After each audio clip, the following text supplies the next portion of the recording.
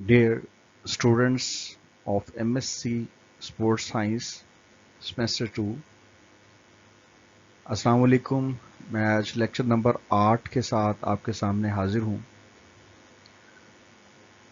देखिए, previous lecture में already हम बात कर चुके हैं रिसर्च प्रपोजल के मुतालिक।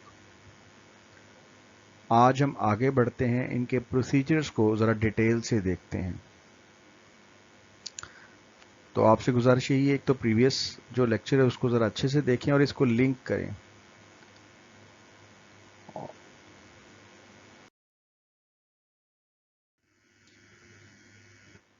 तो पहली चीज़ इसमें है जी रिसर्च डिज़ाइन।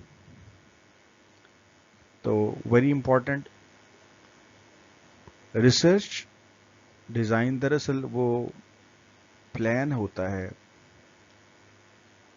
कि जिसमें आपने ये डिसाइड करना होता है कि आया रिसर्च को आपने क्वालिटेटिव अंदाज में लेना है, क्वांटिटेटिव अंदाज में लेना है, मिक्स मेथड को यूज़ करना है, किस तरह का रिसर्च डिज़ाइन होगा आपका। सेकेंडली, जहाँ तक ताल्लुक है पॉपुलेशन का, आपको पहले तो अपनी टारगेट पॉपुलेशन का पता हो कि आपकी पॉपुलेशन किस किस्म की है। फॉर एग्जांपल, अगर आप बात कर रहे हैं क्रिकेट की, तो इससे मुराद जो पॉपुलेशन है उसमें ऐसे स्पेक्टेटर्स या ऐसे लोग आप चूज़ करेंगे कि जिनका ताल्लुक क्रिकेट से हो, क्रिकेट देखने वाले हों या क्रिकेट को ऑर्गेनाइज करने वाले हों या क्रिकेट को मैनेज करने वाले हों या क्रिकेट के प्लेयर्स हों। तो टारगेट पॉपुलेशन आपको क्लियर होनी चाहिए। टारगेट पॉपुलेशन के बाद आपको पता होना चाहिए कि इसमें से एक्सेसिबल पॉपुलेशन कितनी है, यानी जिस पॉपुलेशन तक आप अप्रोच कर सकते हैं वो कितनी है। तो तादाद कंफर्म होनी चाहिए नंबर की शक्ल में। प्रॉपर अब नंबर मेंशन करेंगे कि इतने नंबर्स हैं, 6000 हैं, 5000 हैं, 10,000 लोग हैं, 13,000 लोग हैं, 1,00,000 लोग हैं। तो पॉपुलेशन इस तरह आपने नंबर्स में देनी है। अब पूरी की पूरी पॉपुलेशन को बाद औक़ात एक्सेस करना पॉसिबल नहीं होता, बल्कि अक्सर औक़ात पॉसिबल नहीं होता, लिहाजा हमें सैम्पलिंग करनी पड़ती है। तो रिसर्च प्रपोजल में आप क्लियरली बताएंगे कि आप किस तरह की सैम्पलिंग करेंगे, क्या आपका प्लान है। सिंपल रैंडम सैम्पलिंग करेंगे, मल्टी स्टेज को सैम्पलिंग होगी, क्लस्टर सैम्पलिंग होगी, कई टाइप्स होती हैं। तो मुख्तलिफ किस्म की सैम्पलिंग की अकसाम है। तो आप क्लियर कट बताएंगे कि आपने और कितने परसेंट और किस असूल के तहत आपने सैंपल लिया है। क्या आपने पॉपुलेशन का 15% लिया है, 20% लिया है, 25% लिया, और साथ रेफरेंस दें कि किस आथर के डायरेक्शन पर आपने ऐसा किया है। तो सैम्पलिंग टेक्निक बतानी ज़रूरी है। तो सैंपल एक रीजनेबल साइज का होना चाहिए। सैंपल के साथ ये भी बताएंगे कि जो दीगर उसकी जो रेलेवेंट डेमोग्राफिक इंफॉर्मेशन है, मसलन उस सैंपल में जेंडर क्या है, क्या आप मेल्स पे स्टडी कर रहे हैं या फीमेल्स को स्टडी कर रहे हैं, एथनिसिटी क्या है, ट्रेंड्स क्या हैं, उनकी ऑक्यूपेशंस वगैरह क्या हैं, उनका अगर आप आईक्यू लेवल चेक करते हैं तो वो किस तरह का, उनका अगर एज ग्रुप आपने बताया हुआ है तो वो किस तरह का है, तो वो आप बताएंगे। थर्डली ये है कि लेजिटिमेट पॉपुलेशन होनी चाहिए जिस पर आप उस अपनी स्टडी के रिजल्ट्स को जनरलाइज भी कर सकें। यानी पॉपुलेशन में से जो आप सैंपल लेते हैं तो इस तरह होना चाहिए कि सैंपल जो है वो पूरी पॉपुलेशन को रिप्रेजेंट करे। ऐसा ना हो कि आपकी ग्रुपिंग इस तरह की हो जाए कि वो पूरे सैंपल पूरी पॉपुलेशन को रिप्रेजेंट ही ना कर रही हो। इंस्ट्रूमेंटेशन का जहाँ तक ताल्लुक है, मुख्तलिफ़ किस्म के इंस्ट्रूमेंट्स यूज़ किए जाते हैं, जैसे कि टेस्ट लिया जा सकता है, कोई अचीवमेंट टेस्ट हो सकता है, कोई एप्टीट्यूड टेस्ट हो सकता है, कोई एडमिशन टेस्ट हो सकता है, किसी भी किस्म का टेस्ट आप लेंगे पहले। नंबर 2 ये है कि इंटरव्यू, और नंबर 3 क्वेश्चनेयर। तो इस तरह से डिफरेंट किस्म के इंस्ट्रूमेंट्स हैं। तो इन इंस्ट्रूमेंट्स को बनाने का जो तरीका होता है उसे कहते हैं इंस्ट्रूमेंटेशन। टेस्ट कंस्ट्रक्शन करने का जो प्रोसीजर है उसको भी इंस्ट्रूमेंटेशन कहेंगे। इसी तरह इंटरव्यू के लिए जो आप स्टेटमेंट्स वगैरह बनाते हैं तो वो भी इंस्ट्रूमेंटेशन कहलाता है। तो इसमें एक राय ये दी जाती है कि वेन एवर पॉसिबल, जब कभी मुमकिन हो, existing instrument should be used in the study, कि जो इंस्ट्रूमेंट पहले से मौजूद है बस उसकी आप वैलिडिटी देखें, उसकी रिलायबिलिटी देखें और उसके फैक्टर्स देखें कि उसको किस तरह बनाया गया है। तो जो क्वेश्चनर्स, जो टेस्ट पहले से मौजूद हैं, आप कोशिश करें उनको ही यूटिलाइज कर लें। अगर आप उनको यूज़ नहीं करेंगे तो फिर क्या होता है, जो टेस्ट है और जो क्वेश्चनर्स हैं ये बड़े टाइम कंज्यूमिंग होते हैं और बड़ा डिफिकल्ट टास्क होता है इसको करना। तो बाज़ औक़ात जो रिसर्चर है वो टेस्ट बनाने में इतना टाइम ज़ाया कर देता है कि उसकी जो रिसर्च स्टडी है वो बाज़ औक़ात इतना टाइम नहीं लेती और उसकी रिसर्च स्टडी डिले हो जाती है। तो कोशिश करें एग्जिस्टिंग जो इंस्ट्रूमेंट्स मौजूद हों उनमें से किसी इंस्ट्रूमेंट को लेके आप अपनी स्टडी स्टार्ट कर दें। इसी तरह दूसरे नंबर पर यह कहा गया है कि आप उन इंस्ट्रूमेंट्स की रिलायबिलिटी और वैलिडिटी जो है उसको चेक कर लेंगे कि क्या वो जो रिजल्ट्स हैं वो रिजल्ट्स एक्सेप्टेबल होंगे, क्या जो रिजल्ट्स हैं वो रिलायबल होंगे, क्या वो वैलिड होंगे। वैलिड से मुराद ये है कि जैसा स्टडी के थ्रू आप रिजल्ट्स लेना चाहते हैं, क्या उन रिजल्ट्स के लिए वो आपका इंस्ट्रूमेंट वैलिड है। तो इस ज़मीन में बताना ये चाह रहा हूँ कि बहुत सारी स्टडीज़ पहले हो चुकी हैं जिन स्टडीज़ के थ्रू इंस्ट्रूमेंट्स को बनाया गया है। तो लिहाजा कन्वीनियंस यही है कि अगर पहले से कोई इंस्ट्रूमेंट मौजूद हो तो उसको यूज़ कर लें। डाटा एनालिसिस क्या है? रिसर्चर क्लियरली इंडिकेट करेगा कि उसने डाटा को किस इंस्ट्रूमेंट के ज़रिए इकट्ठा किया है। नंबर 2, उसने डाटा कहाँ से इकट्ठा किया है, क्या वो गांव है, शहर है, स्कूल है, कॉलेज है, लोकेशन भी बतानी है, शहरी इलाका है, देहाती इलाका है, किस तरह के स्टूडेंट्स हैं, टीचर्स हैं, किन से डाटा लिया जा रहा है। तो डाटा कलेक्शन का पूरा प्रोसीजर अच्छे से बताएगा।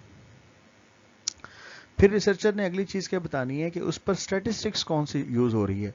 मिसाल के तौर पर उस पर आपने मीन यूज़ किया है, मीडियन यूज़ किया है, मॉड इस्तेमाल किया है, स्टैंडर्ड डेविएशन ली है, कोवेरियंस ली है, टी टेस्ट लगाया है, एनोवा, इसके अलावा कोई फ्रीक्वेंसीज को आपने मेजर किया है, फ्रीक्वेंसीज आपने चेक की हैं।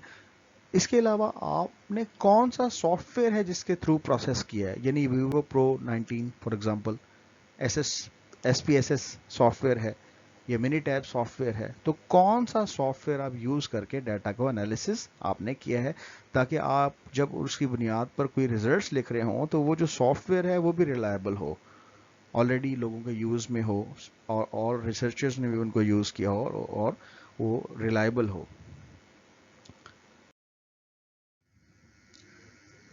आखिर में एक बार फिर आपको रिवीजन कराना चाहूँगा कि features of the good research proposal क्या है। नंबर 1, जो रिसर्च प्रपोजल है कम्युनिकेट्स रिसर्चर्स इंटेंशंस। इसमें रिसर्चर जो है वो अपने इरादे, जो वो करना चाहता है, उसको क्लियरली बयान करे।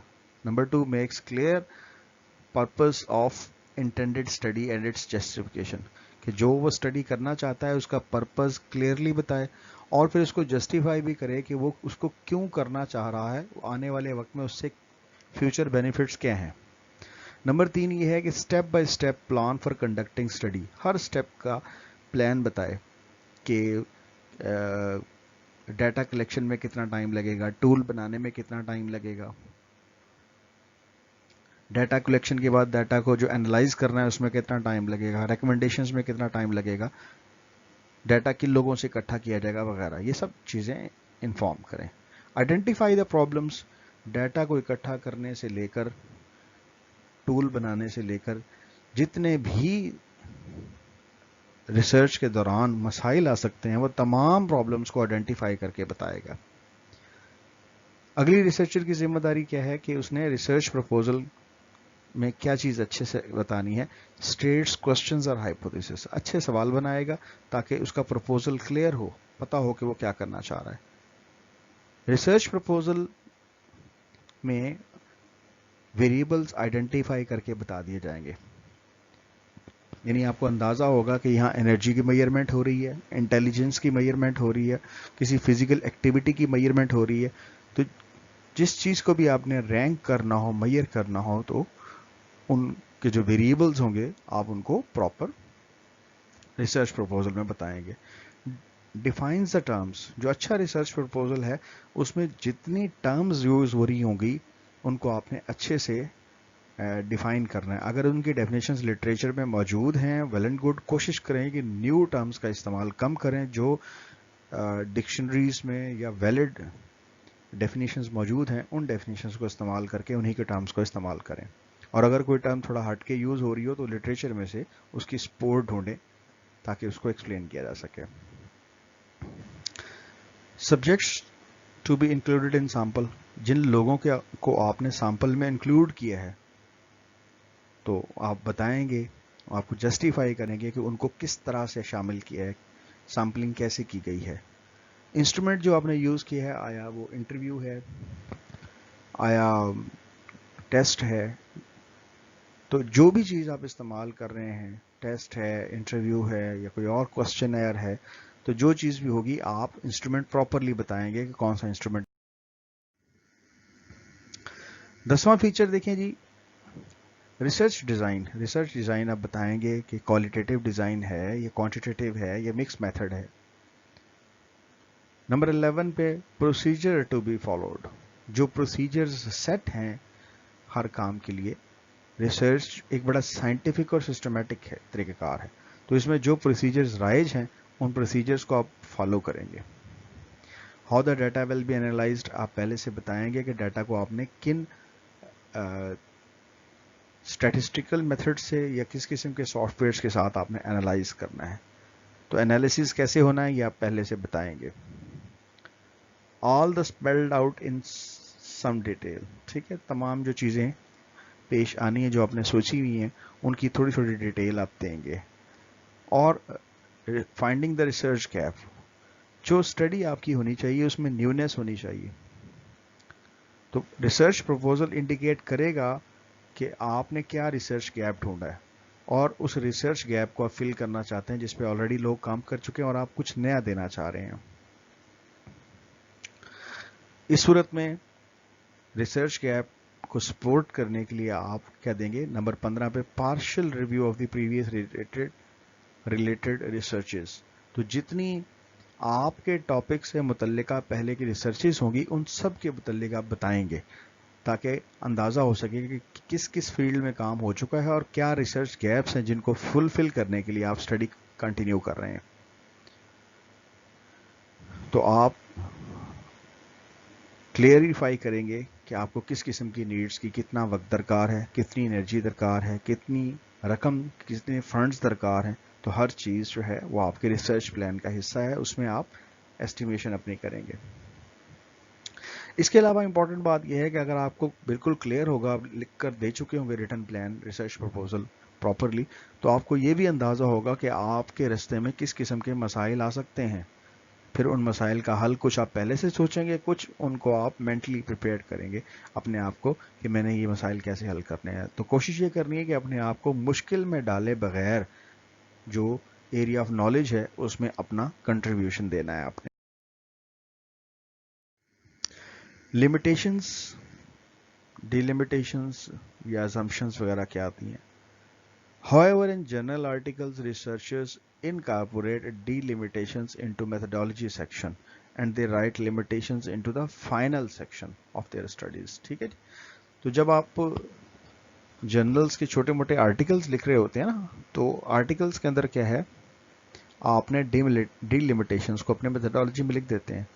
लेकिन जब आप कोई स्टडी आप मुकम्मल कर चुके होते हैं ना, तो फिर आप उन लिमिटेशंस को अपने फाइनल स्टडीज के अंदर मेंशन करते हैं। तो डिलिमिटेशन से मुराद ये होती है कि अभी आपकी वो स्टडी चल रही है, आप पहले से उसको डिलिमिट कर देते हैं। तो लिमिटेशंस दरअसल आपको पता है कि ये पोटेंशियल वीकनेसेस होती हैं, कुछ चीज़ें आपको हिडन नज़र आ रही होती हैं कि आने वाले दिनों में क्या मसाइल आ सकते हैं। तो उन मसाइल को मद्देनज़र रखते हुए आप चीज़ों को डिलिमिट कर देते हैं ताकि आपका वक्त एनर्जी बच जाए। तो इसमें चंद एक बातें हैं। Number 1, often relate to inadequate measurement of variables. हो सकता है कि आपसे कोई वेरिएबल्स सही तरह से किसी वक्त मेजर ना किए जा रहे हों। Number 2, laws of lack of participants. हो सकता है कि जिन पार्टिसिपेंट्स से आप रिसर्च कर रहे हैं जिनके साथ, उनमें से कुछ पार्टिसिपेंट्स पहली दफ़ा रिस्पॉन्ड करें, दूसरी दफ़ा रिस्पॉन्ड ना करें, या उनमें से किसी की डेथ हो जाए खुदा ना खास्ता, या उनमें से कुछ लोग वहाँ से शिफ्ट हो गए हों, तो लॉस ऑफ पार्टिसिपेंट्स हो जाता है। स्मॉल सैम्पल साइज, बाज़ का तो होता है कि जो रिसर्चर है वो साइज ऑफ द सैम्पल बहुत स्मॉल ले चुका है, तो ऐसी सूरत में जो रिजल्ट्स हैं वो उनको जनरलाइज करना मुश्किल हो जाता है। मेजरमेंट में एरर्स आ सकते हैं। इसके अलावा कई और छोटे छोटे फैक्टर्स भी इसमें इन्वॉल्व। लिमिटेशंस बड़ी अहम होती हैं, क्योंकि इससे क्या होता है कि रिसर्चर को एक चीज़ का ये अंदाज़ा हो जाता है कि वो कोई जो स्टडी कर रहा है उसमें क्या मसाइल आ सकते हैं। दरअसल चूँकि बाज़ का ये कोई रेप्लिकेशन स्टडी कर रहा होता है जो इससे पहले के जो रिसर्चर्स हैं वो कर चुके होते हैं, तो जब वो लिटरेचर को रिव्यू करता है तो वो अपने मसाइल बताते हैं जो रिसर्चर्स उस पर पहले स्टडी कर चुके हैं। तो उन मसाइल की रोशनी में आपको ये अंदाज़ा हो जाता है कि जो मेरा काम है वो कितना टफ है और किस किस्म के मसाइल इसमें आ सकते हैं। तो बेहतर ये होता है कि आप अपनी स्टडी को डिलिमिट कर दें। फॉर एग्जांपल आपने स्टडी ली है पूरे पाकिस्तान के लिए ली है, लेकिन अगर हम उसको डिलिमिट कर दें पंजाब के किसी मखसूस इलाके, तो एक सूबे तक अगर महदूद कर देते हैं, तो ऐसी सूरत में आपका वक्त एनर्जी बच जाएगी और जो चीज़ें हैं वो निस्बतन ज़्यादा फोकस्ड होगी। सेकेंडली ये है कि लिमिटेशंस जो हैं ये एक बड़ा यूज़फुल ब्रिज होता है for the recommending the future studies. अब एक शख्स जो दुनिया में आया सारा काम उसी ने ही नहीं कर जाना। होता ही है कि कुछ लोग आते हैं, रिसर्चर्स आते हैं, वो अपने हिस्से का काम कर जाते हैं। इंसान की ज़िंदगी बड़ी लिमिटेड है, 40-50 साल की ज़िंदगी है, उसमें से पहले कुछ साल वैसे पढ़ने में और लड़कपन में गुजर जाते हैं। तो जब वो रिसर्च करता है तो अपनी मखसूस उम्र के अंदर वो सारी की सारी रिसर्च मुकम्मल नहीं कर सकता। तो क्या बुनियादी तौर पर लिमिटेशंस की वजह से ब्रिजेस डेवलप होते हैं कि आपने कितना काम किया, आपसे पहले वालों ने कितना काम किया, उसको लिंक कर सकते हैं। इसी तरह आप जब अपना काम ख़त्म कर चुकेंगे, रिसर्च स्टडी मुकम्मल कर चुकेंगे, तो फिर आपने भी रिकमेंड करना है कि मैंने ये स्टडी की है डिस्ट्रिक्ट मुल्तान के लिए, एक शहर के लिए की है, अगर इस स्टडी को एक्सपैंड करना है तो नेक्स्ट टाइम आप इसे 10 डिस्ट्रिक्ट्स पे लगा दें। जिसने 10 डिस्ट्रिक्ट्स पे स्टडी की है वो कहेगा नहीं जनाब इसको नेक्स्ट टाइम आप 36 डिस्ट्रिक्ट्स पे करें, पूरे पंजाब के डिस्ट्रिक्ट्स पे कर लें। तो रिकमेंडेशन की गुंजाइश होनी चाहिए, यानी जो रिसर्च प्रपोजल है वो आपको इंडिकेट करे कि आने वाले वक्त में आप बता सकें कि इस पर क्या रिसर्च मजीद की जा सकती है। तो पिछले रिसर्च गैप को भी आप फिल करेंगे, एक तरह से ये एक ब्रिज बनेगा, और अगली जो रिसर्च होगी उसमें भी आप गैप्स आइडेंटिफाई करेंगे कि आप कहाँ पर जाकर रिसर्च को छोड़ेंगे ताकि आने वाले लोग उसको प्रोसीड कर सकें। मजीद ये है कि limitations also help the readers जज to what extent the findings can or can not be generalised. तो इससे जो लिमिटेशंस आप पहले से बता देते हैं, इससे रीडर ये जज कर लेता है कि आपने जो रिसर्च की है इसको किस हद तक जनरलाइज करना मुमकिन है, क्योंकि 100% अचीवमेंट नहीं हो सकती। इवन साइंटिफिक मामलात भी जो होते हैं उसमें भी 95% तक जो है वो 3-4% तक एरर आ जाता है, 95% तक चीज़ें करेक्ट होती हैं, 3-4%, 5% गुंजाइश होती है। तो ये चूँकि साइंटिफिक स्टडी है, अगर साइंटिफिक अंदाज में करेंगे तो इसमें भी कुछ एरर्स आने के चांसेस हैं, तो उन एरर्स को कोशिश करेंगे आप डिलिमिटेशंस में पहले मेंशन कर देंगे। In the and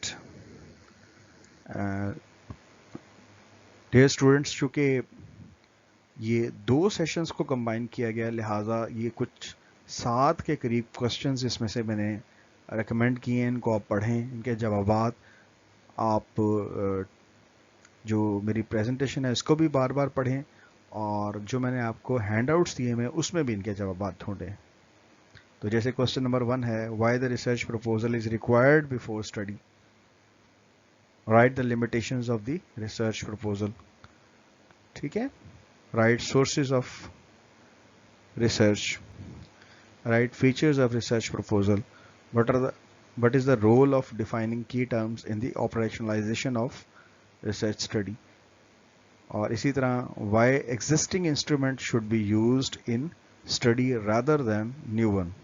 Describe the features of a research proposal. ٹھیک ہے جی, یہ چند ایک کوشچنز ہیں کچھ میں نے ریز کیے ہیں. اسی طرح سے ملتے جلتے کوشچنز آپ بھی ریز کریں, اس میں ان کے جوابات کو تلاش کریں. تو جو آلریڈی آپ کو مٹیریل دیا ہوا ہے اس کو ڈیپلی اسٹڈی کریں. Thank you very much. اپنا اور اپنے گھر والوں کا بہت خیال رکھیں, کیونکہ کورونا کے حالات میں کوشش کریں اپنے آپ کو اور اپنے گھر والوں کو باہر کم نکلنے دیں اور محفوظ رہیں. السلام علیکم.